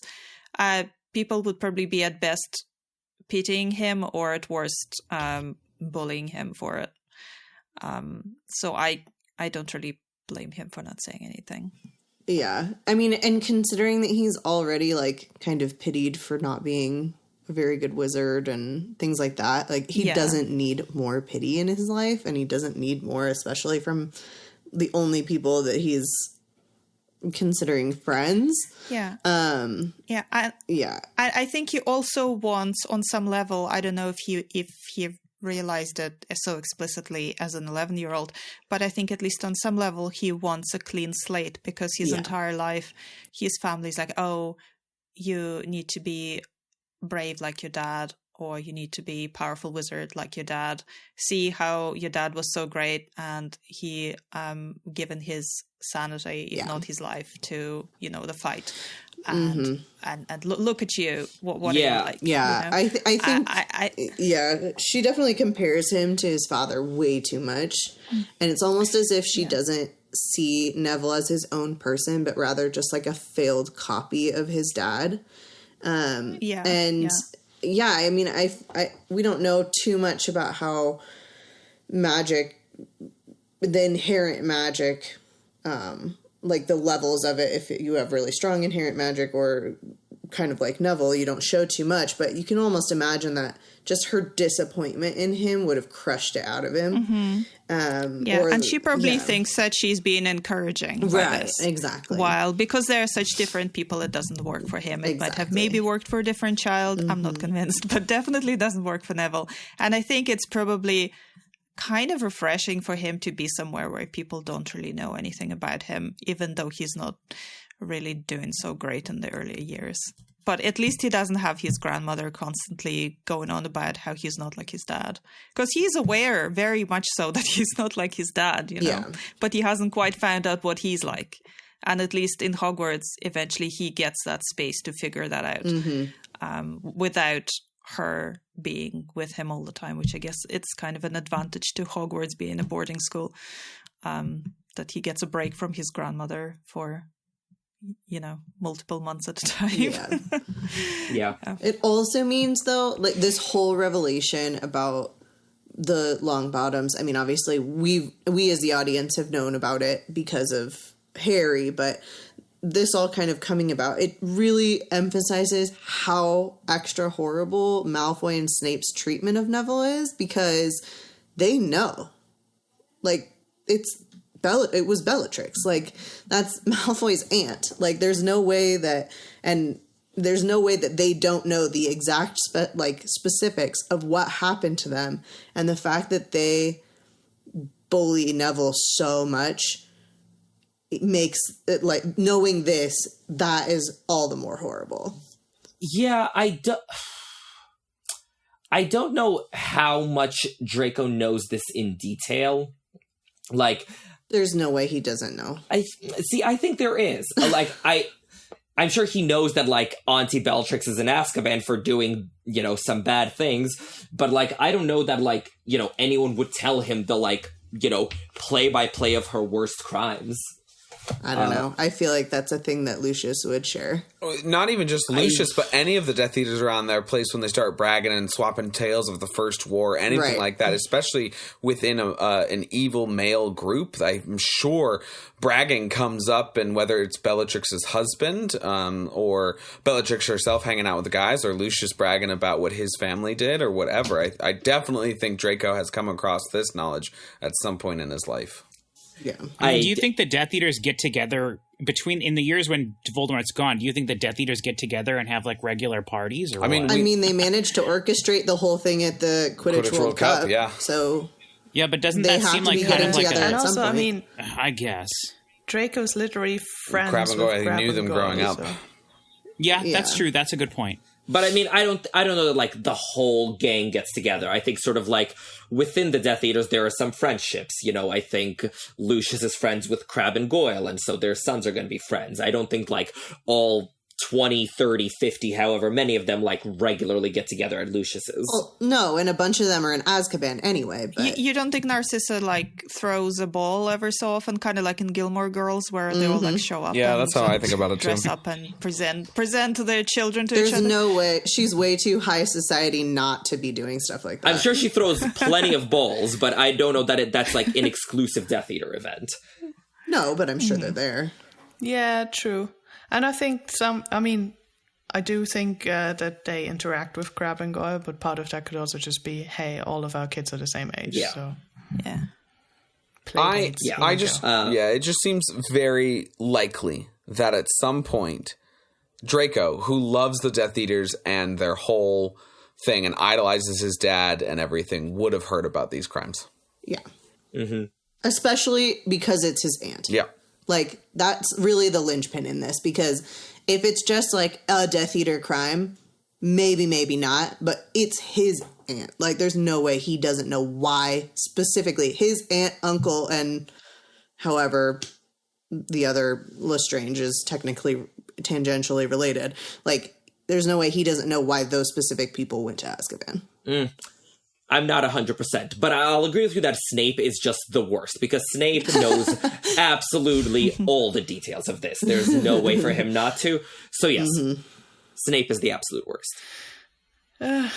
And I suppose we end on the optimistic note that we tie Creature together with Bellatrix Lestrange. Yeah. Where Hermione makes the connection that I think Harry made earlier in the chapter of Bellatrix Lestrange did that. The woman Creature's got a photo of in his den. Being like, yeah, that's who you were giving Christmas presents to. Yeah. Ding, ding, ding. Another Creature hint. I wonder where possibly his allegiances might lie. Could he possibly be with family he respects more? I don't know. Maybe. Who knows? Stay tuned. Stay tuned for the next episode of Order of the Phoenix in 6 years. I think it's also interesting for Hermione to have this kind of a complicated ethical thing around house elves, because she does go, because I mean, her heart is in the right place with that we need to treat them well, but also at the same time, while this is true, Creature isn't just like lovely and misunderstood. Like, there's this, actually Bellatrix Lestrange is his favorite person in the world, and how does those things, those two facts work together? And I think it's kind of good. It's good for her, I think. I would challenge you on Bellatrix is his favorite person, because clearly Regulus is his favorite person. Yeah. That's Okay, true. is his favorite person who is still alive? Alive. Alive person. Okay, that's fair. Yeah. So it's good for Hermione to kind of... I feel like the cogs are turning in Yes. Hermione's head. It is interesting, though, that's a good point, that Regulus is his favorite. Bellatrix is maybe his favorite living. Who, when you really get down to, like, who they were at the end or who they are now or whatever however you want to phrase it, they're complete opposite, because Regulus turns his back on Voldemort, discovers his secret, actively works to essentially destabilize him, and then Bellatrix is just all in on Voldemort. So it's interesting. But Hermione points out in Deathly Hallows, because, like, Harry also notes this dissonance, and Hermione's like, oh, do you think Creature cares about, like, allegiances in this war? Yeah. Like, no, he has smaller concerns. Yeah. Yeah, he cares about his allegiances to the people. But it also is interesting, though, because now that I'm thinking about it a little bit more in depth, you know, part of why he liked Regulus so much is because Regulus was nice to him. Yes.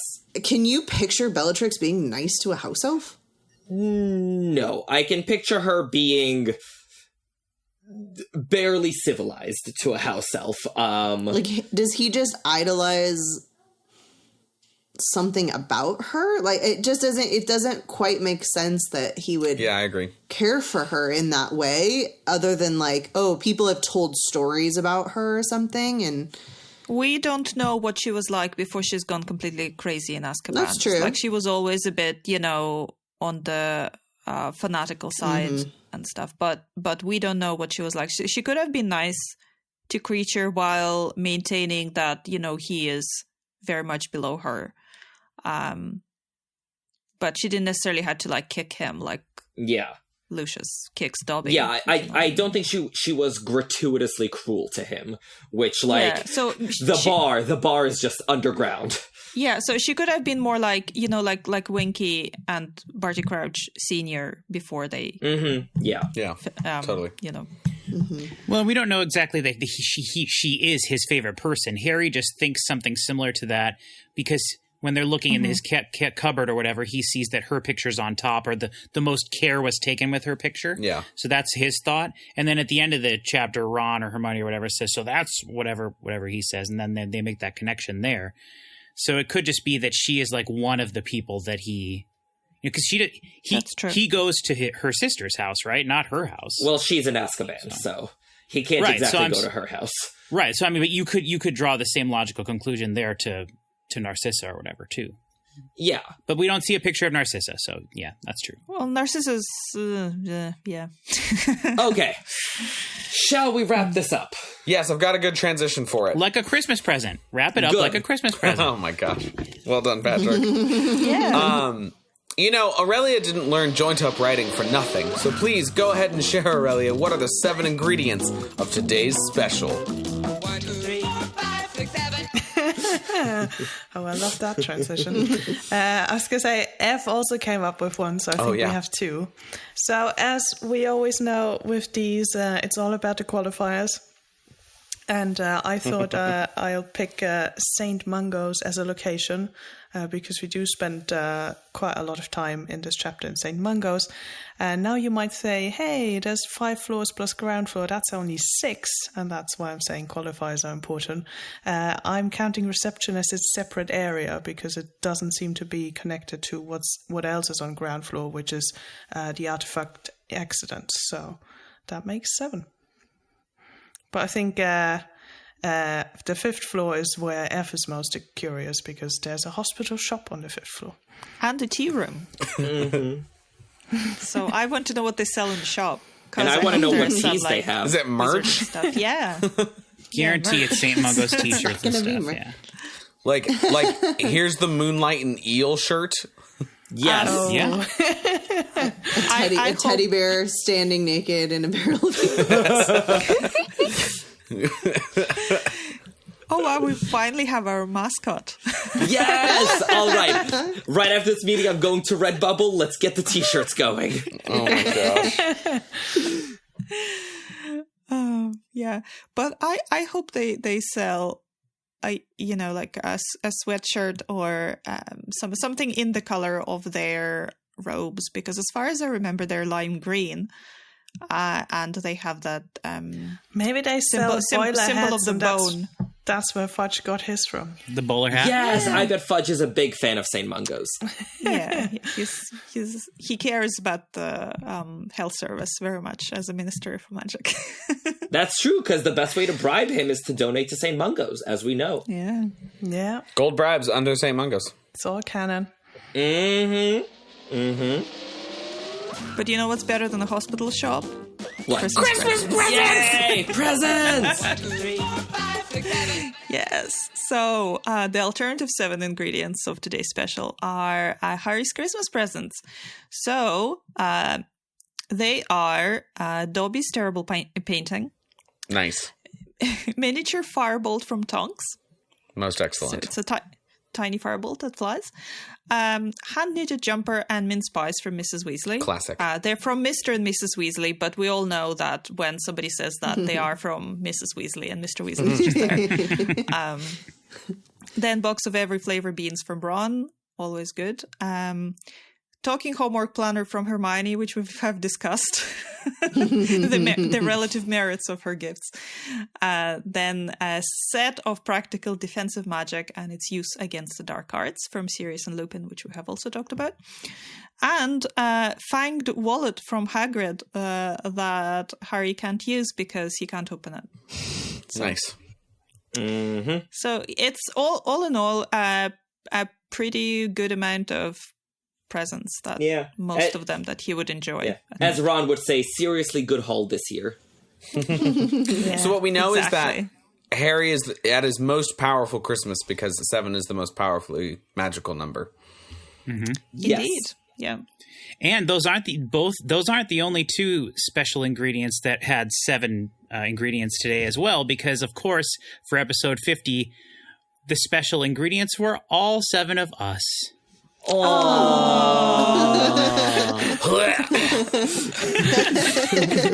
Shut up, Sam. So wholesome. That was Urban.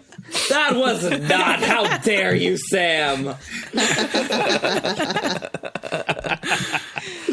The secret ingredients were the friends we made along the way. Yes. And judging by the last 10 seconds, the friends we lost along the way. This chapter was sponsored by my vomit. Probably something they see a lot of at St. Mungo's. Ugh. Oh, that is not the note we want to end on. No, give us a better sponsor. But you know what would freshen your breath, Sam? Drubble's gum. That's blowing gum. Or every flavor Yes. beans. Oh, God. I think our sponsor should be Drubel's Gum. If you want to pass any secret coded messages, this is the blowing gum for you. Indeed. I thought it should be Santa Claus's workshop, the harbinger of red-blooded capitalism.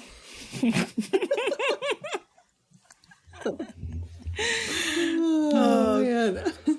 I thought we should have been sponsored by chapter, whatever the numbered chapter is, the one before this, because that's what inspired all the great conversation for this one. Chapter 20, what, 3? Chapter 5. 23. Chapter 25. Yeah, this episode's sponsored You're by just chapter yelling 25. numbers at this point. Yeah. I'm fairly sure this is chapter 26, so 25 goes Chapter before. 41. This episode whatever. was brought to you by Aurelia's Nightmare. Sexual innuendos brought to you by Urban. Oh, God, yes. So chapter 69, Sam? Yeah, you got it. Or in other words, Drubel's best blowing gum. Oh, God. Come on, Sophia, not you. Bravo, Sophia, 10 points. Irvin said it first. I truly feel now like I've lost all the sensible friends on this podcast. Do you have any sensible friends on this podcast? And that is a very valid fair. argument. Oh, man. A huge thanks again for this Christmas spectacular to Sam Omen, who brought us this round of festive drinks at the 3 Christmas trees. Thank you, Sam. Thank you, Sam. Thank you, Sam. If you, dear listener, would like to buy us the next round out of the goodness of your Christmassy heart, please head over to patreon.com/3broomsticks. That's with the numeral 3. Patreon.com/3broomsticks to sign up. You can also help by rating us those 5 Christmas stars and reviewing us. And if you like our show, don't forget to tell your friends. Word of mouth helps us hugely, and we always love to see these reviews. And if you want to find us on social media, you can find us on Twitter, Instagram, or Facebook, potentially on TikTok again, depending how TikTok likes us. Depending on which week you hear this. It's dead. Okay. But it may be alive. We'll see. And all our assorted handles for social media can be found in the episode description or on our website. And our website is 3broomstickspod.com with the 3 spelled out. And other things you can find on our website are the links to the essays we mention. You can submit a topic for us to talk about, which would be sort of too late by the time you hear it, because we're just about to plan the next year of topics that we're going to cover. But submit it now, and next year, don't expect a quick turnaround, but we will take it into account. And while you're on our website, don't forget to comment on our episode. Let us know your thoughts so we can mention your thoughts on the next episode. And the next time we meet at the Three Broomsticks, we will be discussing something which is currently a Christmas secret. So stay tuned and you will find out what it is if you listen to the next episode. And it will be 2025, right? It'll be Yes. it'll be 2025. It'll be New Year, New You, magic. So we'll see you all next year. And we'll see you next year. And it's been Ev And Sophia. And Sierra. And Oreo. Merry Christmas and Happy New Year. It's Sam. And Irvin, thank you for listening. We'll see you next year in the Three Broomsticks. Cheers! Give me big old buckets of butterbeer. Give me big old barrels of butterbeer. Give me the drink I love so dear. And another round for my friend right here of the sweet old butterbeer. This episode of The Three Broomsticks was edited by Patrick Musilek. The theme song was written and performed by the Faithful Sidekicks. Make sure to check them out at thefaithfulsidekicks.com. I'm back. May the Christmas festivities continue. Woohoo! Woohoo! All right. Merry Christmas, everyone, and to all a good Christmas day. Happy Christmas, everyone. Gross. It's merry. It's happy. It's happy No, in the never. UK, Never so- once been. It's happy and I merry. will never concede. I'm kidding. Happy Christmas, everyone, and a Merry New Year. You will die on that hill No. as well. In the movie, He's a great won't. angel on every hill. Merry Christmas, A friend- Merry Christmas, ring the Hogwarts bell. Merry Christmas. Almost as if it was a Hollywood production. Or is that a case like with Philosophers and Sorcerers? There, in the British version, they go, Happy Christmas, Happy Christmas. People still say Merry Christmas. I mean, they do say it here. Yeah, where I I'm am, sure, so yeah. I think it just depends. Also, they say Happy Christmas in the American version, so... Yeah. Do they really? They Yeah, say it. yeah, Yeah, they say kept it, that. but they don't sing it in the words. Yeah, there's a ton of people in the U.S. that don't say Merry Christmas either. So Yeah. Also true. So, Now that we've talked about that, Quickly, Oreo says that she can't hear anything. Oh, pause. Pause on the pod. Oh, no. no. No. Sorry, I'm responding Is it to responding Sierra. to who mine? said- I have Yeah. a sleeping child on me, and I wasn't sure if the snoring was in the mic. Oh. sleeping child alert. Oh, sorry. I'm sorry. All I saw was Oreo saying can't hear anything, and I was like, oh no, oh. Yeah, sorry. That now on second thought, that's probably a bit confusing. Merry Christmas to the sleeping child. The Christmas will be in 2 months and 5 days.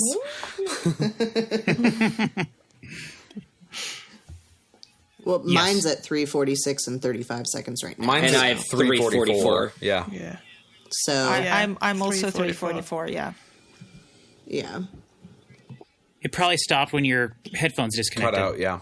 Oh, yeah. Why would it? My headphones aren't connected to Audacity. Oh, You know, then You know, That's a great question. There could be reasons. Snap. We trust Patrick. Are He's they- the are engineer. they Maybe connected there to was an computer? electrical pulse in your house. Yeah. All electrical devices. I don't know. Someone- I just EMP. I don't know. Anyway, it is recording again, and my headphones are connected. So All right, let's go back to resync. your 7 ingredients. Do you need to Yeah, clap let's again? resync. Yes. Okay. Sierra, can you sync us up? Yes. 1, 2, 3, clap. That's good enough. 1, 2, 3, clap. Okay. Should I just re-intro the Saint Mungo special, the 7 ingredients? Yeah. All right, Yeah, great. go for it. Go for it. You know, quick factoid for everybody who loves chocolate and hates Dementors. On a highway nearby my home this past week, a truck filled with chocolate. I kid you not, a truck carrying a lot of chocolate was set fire to on the road. Don't know how. It just caught on fire, which meant that 30,000 pounds of molten chocolate spilled onto the highway. Oh my gosh. Blocking it? How do you deal with that? I don't know, but it blocked the entire road, and they just had to clean it up. Oh my gosh. It happened yesterday That's morning. crazy. Yeah, it happened yesterday morning during commuting traffic. Can you imagine? Just being like, Oh no. hey boss, I can't make it to work today. What excuses is this time? Chocolate. I'm stuck in chocolate I'm on stuck the in street. chocolate. Oh my god. Oh my goodness gracious, I'm crying. Oh man. Yeah, it's just stuck in chocolate. And also, like, if my school was near that, I would get nothing done. It smells fantastic. 30,000 I wonder pounds if of the melted fire chocolate. fumes overpower the chocolate fumes. I would hazard a guess no. Chocolate is the most powerful magical substance in the whole world. So no Dementors where you live at the moment. No, they've been removed by the smell of chocolate. That's now my headcanon, is that when they decommission Azkaban, they turn it into a chocolate factory to banish all the indigenous Azkaban population. Wonka moves in. Wonka moves in. Timothy Chalamet, come and make your chocolate. This place feels depressing. Yeah, just start making chocolate. Okay.